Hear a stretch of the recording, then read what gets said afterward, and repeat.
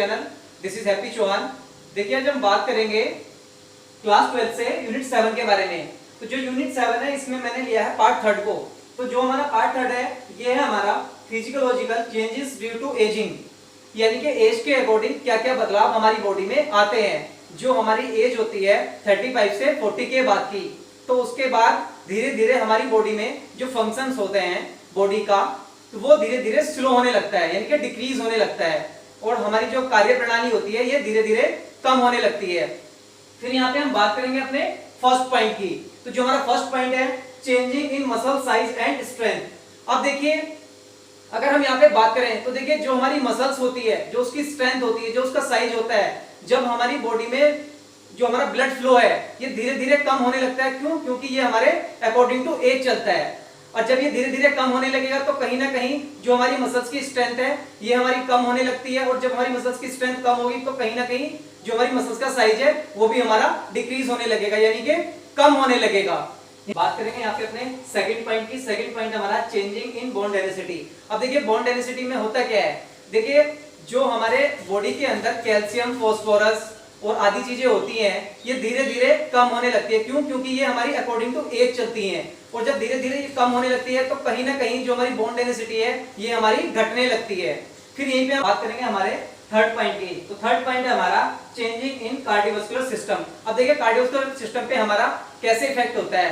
तो जैसे हमारा स्टॉक वॉल्यूम, कार्डियो आउटपुट और जो हमारा ब्लड फ्लो है ये हमारा धीरे धीरे कम होने लगता है, और जब धीरे धीरे ये कम होने लगता है तो कहीं ना कहीं हमारा कार्डियोवास्कुलर सिस्टम है इस पे इफेक्ट होता है, और जब इस पे इफेक्ट होगा तो कहीं ना कहीं इसमें बदलाव आएगा, क्योंकि ये भी आपका अकॉर्डिंग टू एज चलता है। यहीं पे अगर बात करेंगे फोर्थ पॉइंट की। फोर्थ पॉइंट है हमारा चेंजिंग इन फ्लेक्सिबिलिटी।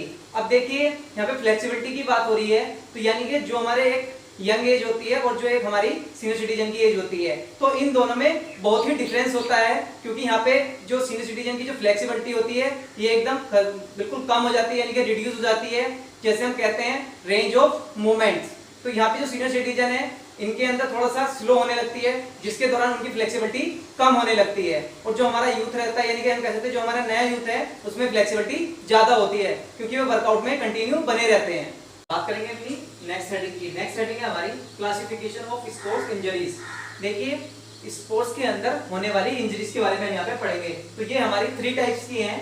फर्स्ट है हमारी सॉफ्ट टिश्यू इंजरी, सेकंड है हमारी बोन इंजरी, थर्ड है हमारी जॉइंट इंजरी। तो फर्स्टली हम यहाँ पे सॉफ्ट इंजरी को पढ़ेंगे। तो जो हमारी सॉफ्ट इंजरी है इसमें भी मैंने फर्स्ट पॉइंट को लिया है। तो जो हमारा यहाँ पे फर्स्ट पॉइंट है ये है हमारा कॉन्टिट्यूशन। कॉन्टिट्यूशन यानी कि कॉन्टिट्यूशन की अगर हम बात करें तो हम बोलते हैं गुम चोट को।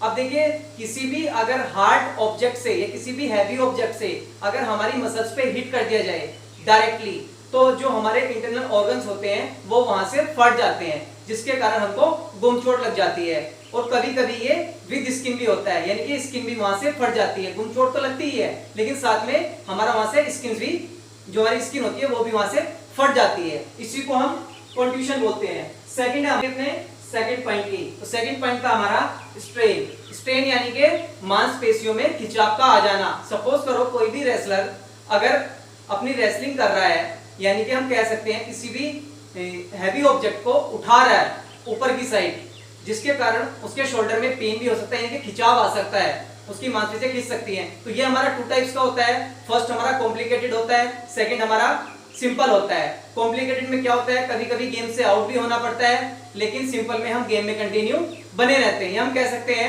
जैसे मेरी थाइज है, रनिंग के टाइम मैंने अपनी थाइज पे ज्यादा फोर्स लगा लिया, यानी कि भागते समय मैंने अपने जो जॉइंट्स हैं उनको ज्यादा स्टेप से खोला है, लेकिन कहीं ना कहीं जो मेरी थाइज है उनपे खिंचाव आ गया है। तो ये मेरा स्ट्रेन होता है, यानी कि मांसपेशियों पे खिंचाव का आ जाना। यहाँ पे हम बात करेंगे थर्ड पॉइंट की। तो जो हमारा थर्ड पॉइंट है यानी कि स्प्रेन। अब देखिए स्प्रेन होती क्या है, स्प्रेन बोलते हैं मोच को। कभी कभी ये क्या हो जाती है, जो हमारी स्प्रेन यानी कि जो हमारा मोच है, कभी कभी इसमें हमको फ्रैक्चर भी हो जाता है। जैसे मेरा रिस्ट है, इसमें मेरी मोच आ सकती है, ये मेरी एल्बोज है, इसमें मेरी मोच आ सकती है। तो यानी कि जो हमारा ग्राउंड होता है, जब कभी वो हमारा अच्छा नहीं होता है, उसमें अगर हमारा पैर ऊंचे नीचे में अगर पड़ जाए या फिर किसी गड्ढे में गिर जाए, जब हमारे पास ग्राउंड अच्छा नहीं हुआ, तो इस कारण हम इस इंजरी का शिकार हो भी सकते हैं। हम बात करेंगे यहाँ पे अपने फोर्थ पॉइंट की। तो फोर्थ पॉइंट है हमारा एब्रेशन। अब एब्रेशन बोलते हैं किसको है, एब्रेशन बोलते हैं छिल जाने को, यानी कि जो बोन हमारी स्किन के सबसे ज्यादा पास होती है उस कंडीशन में सबसे ज्यादा चांस होते हैं एब्रेशन होने के। यहाँ पे देखो, अगर इसको हम एग्जांपल के द्वारा समझें तो देखिए, जो एक जाइगोमेटिक बोन होती है ये हमारे गाल के पास होती है। अगर सपोज करो मैं अपने फेस की साइड से अगर किसी ग्राउंड पे गिर गया हूं तो इस कंडीशन में अगर मेरे फेस पे अगर चोट लगती है तो यहाँ पे मेरे जो ये बोन है ये स्किन भी साथ साथ में स्किन भी फट सकती है और यहाँ पे मेरी बोन भी डैमेज हो सकती है। देखिए, बात करेंगे इन सब के प्रिवेंशन की, यानी कि इनकी रोकथाम की। तो देखिए, फर्स्टली हमारे पास ग्राउंड जो होता है वो हमारा नीट एंड क्लीन होना चाहिए, उसमें गड्ढे वगैरह ना हो और उसकी साफ सफाई अच्छे से होनी चाहिए। हमारे पास जो रेफरी हैं या जो ऑफिशियल्स हैं वे बिल्कुल अच्छे होने चाहिए, वे डिसीजन अच्छे से लें। फिर सेकंड थिंग, हमारी जो बॉडी है ये हमारी वार्म अप होनी चाहिए अच्छे से, ताकि हम अपने गेम्स को बेहतर बना सकें।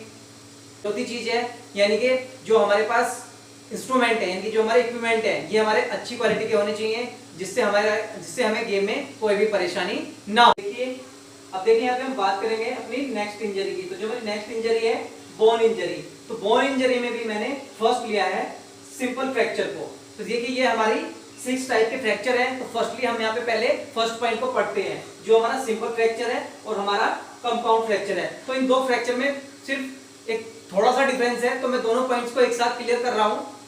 तो जो हमारा सिंपल फ्रैक्चर, जो हमारा कंपाउंड फ्रैक्चर है, सिंपल फ्रैक्चर में क्या होता है, हमारी बोन क्रैक होती है, स्किन क्रैक नहीं होती। लेकिन कंपाउंड फ्रैक्चर में क्या है, ये हमारा विद स्किन होता है। फ्रैक्चर तो होता ही है लेकिन साथ ही साथ स्किन भी डैमेज हो जाती है। तो ये मेरा सिंपल फ्रैक्चर होता है और ये मेरा कंपाउंड फ्रैक्चर होता है। यानी कि सिंपल फ्रैक्चर की अगर हम बात बोलें तो जैसे हम कहते हैं एक आम भाषा में कि हमारी हड्डी में बाल आ गया है, यानी कि मेरी बोन में बाल आ गया है। अब देखिए, यहाँ पे जो हमारा थर्ड है कॉम्प्लिकेटेड फ्रैक्चर। अब देखिए, कॉम्प्लिकेटेड फ्रैक्चर में होता क्या है, देखिए फ्रैक्चर तो होता ही है, यानी कि बोन तो टूटती है, साथ ही में जो बोन टूट जाती है वो हमारे इंटरनल ऑर्गन को भी डैमेज कर देती है, जिसके कारण हमको कॉम्प्लिकेटेड फ्रैक्चर हो जाता है। अब यहाँ पे हम बात करेंगे ग्रेन स्टिक फ्रैक्चर की। तो देखिए, ग्रेन स्टिक फ्रैक्चर जो होता है ये हमारा जो 1 to 5 ईयर के जो बच्चे होते हैं उनमें ज्यादा देखने को मिलता है, क्योंकि जो उनकी बोन्स होती हैं वो कम एज में ग्रीन होती हैं। तो अगर वो बेड पे बैठे हैं, अगर वो बेड से गिर जाएं तो उनकी जो बोन होती है वो बहुत ही वीक होती है, वो मुड़ जाती हैं या फिर फ्रैक्चर भी हो जाती है कभी कभी। यहाँ पे हम बात करेंगे अपने फिफ्थ पॉइंट की। तो फिफ्थ पॉइंट हमारा कम्युनिकेटेड फ्रैक्चर। अब देखिए, कम्युनिकेटेड फ्रैक्चर बोलते किसको है, देखिए इसमें बोन तो डैमेज होती है, लेकिन जो आपकी बोन डैमेज होती है ये आपकी 2 या 2 से अधिक पार्ट में डिवाइड हो जाती है। यानी कि हम कह सकते हैं 3 या 4 पार्ट में भी ये डिवाइड हो जाती है, यानी कि टूट जाती है 3-4 पार्ट में। तो ये हमारा कम्युनिकेटेड फ्रैक्चर में आ जाता है। अब देखिए, लास्ट है हमारा इम्पैक्ट फ्रैक्चर। देखिए, इम्पैक्टेड फ्रैक्चर हम बोलते किसको हैं, तो देखिए जो हमारा इम्पैक्टेड फ्रैक्चर होता है इसमें हमारी बोन तो हमारी 2 हिस्सों में टूटेगी, लेकिन जो हमारी बोन 2 हिस्सों में टूट जाती है ये कभी कभी क्या होता है, जो हमारी 2 बोन टूटी है उनमें से एक बोन या फिर एक दूसरी बोन में जाके घुस जाती है। तो ये मेरा इम्पैक्टेड फ्रैक्चर होता है। बात करेंगे यहाँ पे हमारे थर्ड इंजरी के बारे में। तो जो हमारी थर्ड इंजरी है वो है हमारी ज्वाइंट इंजरी। तो जो ज्वाइंट इंजरी है इसमें भी मैंने यहाँ पे फर्स्ट पॉइंट को लिया है। तो जो मैंने फर्स्ट पॉइंट लिया है ये मैंने लिया है डिस्कोलेशन ऑफ लोअर जव, यानी कि हमारे मुंह की चोट के बारे में हम यहाँ पे पढ़ेंगे। तो देखिए, जब भी किसी हार्ड सरफेस पे अगर हम अपने मुंह के बल गिर जाते हैं या फिर हम कह सकते हैं किसी भी हार्ड ऑब्जेक्ट से हमारे मुंह पे हिट कर दिया गया हो, तो इससे हमारे जो फेस है यानी कि इस पे मुंह पे चोट का लगना।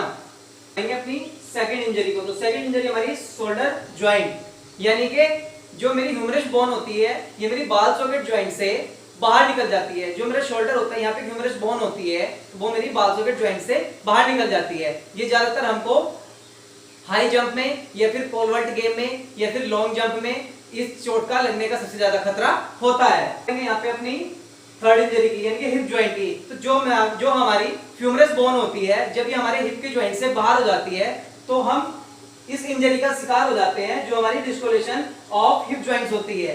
अब देखिए, ज्यादातर ये हमारी किस गेम में लगती है, जैसे हमारा बास्केटबॉल है उसमें हम जंपिंग करते हैं तो हम अपने हिप्स की साइड से अगर गिर गए तो इस इंजरी के होने के चांसेस ज्यादा होते हैं, या फिर वॉलीबॉल है अगर स्मैश करते समय अगर हम गिर गए तो इस इंजरी के होने के चांसेस ज्यादा है। हमारा यहाँ पे डिस्कोलेशन ऑफ रिस्ट जो हमारी फोर्थ इंजरी है। तो देखिए, रिस्ट का मतलब है यहाँ पे अपनी हथेली की साइड से गिर जाना। सपोज दैट अगर मैं किसी भी गेम को खेल रहा हूं और मैं अपने हाथ को टिका नहीं पाया हूं पीछे से, लेकिन उसमें मेरा हाथ तो टिका है लेकिन वो प्रॉपर कंडीशन में नहीं आया, यानी कि मेरा प्रॉपर बैलेंस नहीं बन पाया है, जिससे मेरी रिस्ट पे सारा का सारा फोर्स पड़ चुका है मेरी पूरी बॉडी का। तो उस कंडीशन में क्या होगा, मेरी जो रिस्ट है उसके फ्रैक्चर होने के चांसेस ज्यादा हो जाते हैं।